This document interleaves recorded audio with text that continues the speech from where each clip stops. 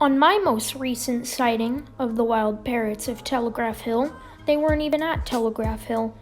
They were at Bierman Park on Washington Street, near Fog City.